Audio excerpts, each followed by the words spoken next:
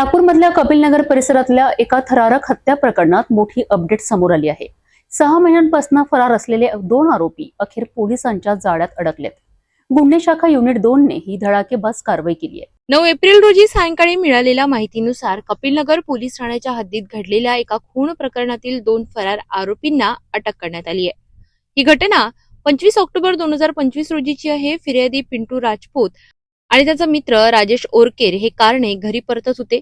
दरम्यान त्यांच्या कारची धडक एका ई रिक्षाला लागली आणि याच किरकोळ कारणावरून वाद सुरू झाला। हा वाद इतका वाढला की त्याचं रूपांतर थेट हाणामारीत झालं आणि याच वेळी आरोपींनी राजेश ओरकेर याच्यावर चाकूने वार करत निर्घृण हत्या केली।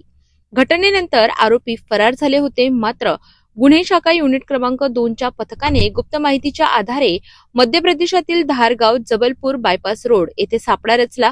या कार्यवाहीत कल्पेश सूरज राभा आणि निपिन उर्फ हनी दीपक ठाकूर या दोघांना अटक करण्यात आली। आरोपींकडून 18,000 रुपये किमतीचे 2 मोबाईल फोन जप्त करण्यात आले असून दोघांनीही गुन्ह्याची कबुली दिल्याची माहिती पोलिसांनी दिली आहे। एका छोट्या वादातून घेतलेला जीव आणि 6 महिन्यांनी आरोपी गजाआड।